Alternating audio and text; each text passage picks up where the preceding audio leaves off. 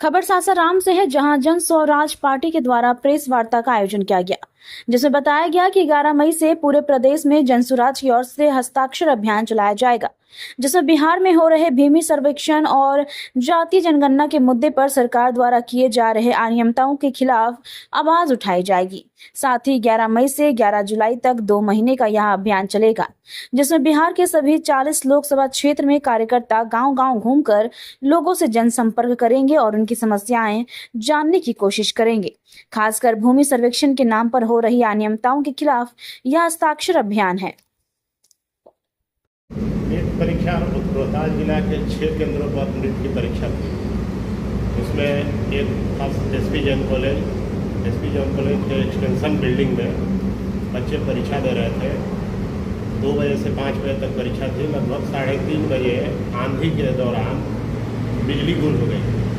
Extension hall में बच्चों को इस खिड़की से उस खिड़की तक शिफ्ट किया जाता रहा, जिससे बच्चों का लगभग 25 मिनट तक की परीक्षाएं बाधित हुई। और यह नीट एक ऐसा परीक्षा है जिसमें एक एक मिनट एक एक सेकंड का समय बच्चों के लिए महत्व रखता है। बिहार सरकार पूरी व्यवस्था के साथ नीट की भी परीक्षा लेने में सक्षम नहीं है। ये चीज़ कल सासाराम में देखने के लिए मिला। जनसुराज भ्रष्ट शिक्षा और ध्वस्त परीक्षा व्यवस्था के खिलाफ लड़ाई लड़ रही है, जिसको हम लोग अपने आंखों से कल देखें। इन चीज़ों को हम लोग मुद्दा बना रहे हैं ताकि जो परीक्षार्थी 25 मिनट तक अपने आंसर का जवाब देने से वंचित रह गए हैं, उनको मौका मिल सके। बिहार में सरकार ही अधिकारी चला रहे हैं। सरकार के तरफ से सरकार के दल का कोई प्रतिक्रिया नहीं दे रहा है। जितने प्रतिक्रिया दे रहे हैं अधिकारी दे रहे हैं, क्योंकि सरकार उनकी चल रही है। किसी दल का बिहार में सरकार नहीं चल रहा है, इसीलिए अधिकारी प्रतिक्रिया दे रहे हैं। तो बच्चों से जाकर के पूछिए, कॉलेज में जाकर के देखिए।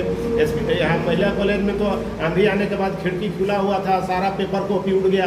बच्चे 10 मिनट तक पेपर कॉपी ढूंढते रहे। नीट का परीक्षा ऐसा होता है? देश में कहीं ऐसा होता हो तो बता दीजिए आप लोग।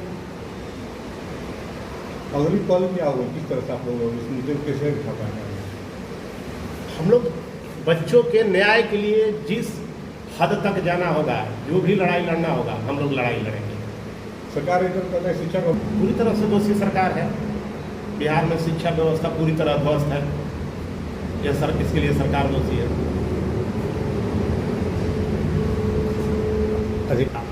आपदा विभाग किस लिए है?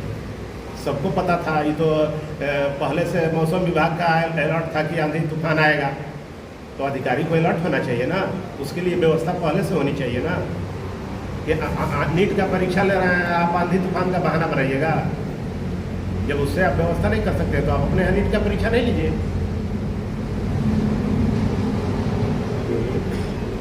इसकी वजह से वो नहीं आए, क्योंकि जिलाध्यक्ष हमारे दिनारा से आते हैं, किसी काम में है, इस कारण नहीं आ पाए। तो हम लोग का आज का प्रेस वार्ता आयोजित करने का जो मूल कारण था कि बिहार में भूमि सर्वे हो रहा है।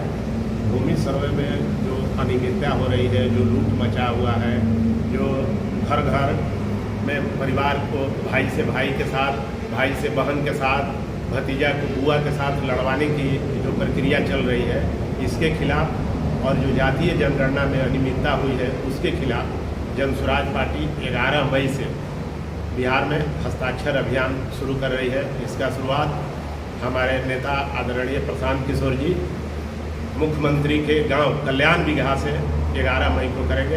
और जनसुराज पार्टी के पूरे कार्यकर्ता बिहार के 40 से 50 हज़ार गाँवों से लगभग 1 करोड़ हस्ताक्षर जमा करके और 11 जुलाई को पटना में हमारे नेता मुख्यमंत्री और राज्यपाल को मिलेंगे और ज्ञापन देंगे और उसमें सुधार की मांग करेंगे। यदि राज्य सरकार द्वारा उसमें सुधार नहीं किया गया तो 11 जुलाई के बाद जनसुराज पार्टी पूरे बिहार में इस भूमि सर्वे में जो अनियमितता हो रही है और जातीय जनगणना में जो अनियमितता हुई, जातीय जनगणना करने के बाद इन लोगों ने आरक्षण सीमा बढ़ाने का लोगों को जो लॉलीपॉप फेंका, आज तक किसी को उसका लाभ नहीं मिला। इन सारे मुद्दे को लेकर हम लोग पूरे बिहार में हर ब्लॉक और पंचायत लेवल तक जाकर के आंदोलन करेंगे और बिहार की जनता को जगाने का जनगणना क्या है? हम लोग जनगणना का विरोध नहीं करते हैं, लेकिन जनगणना जिसके लिए आप जनगणना कर रहे हैं जिनको आप लॉलीपॉप दे रहे हैं उनको उसका लाभ मिलना चाहिए, हम लोग उसके लिए लड़ रहे हैं।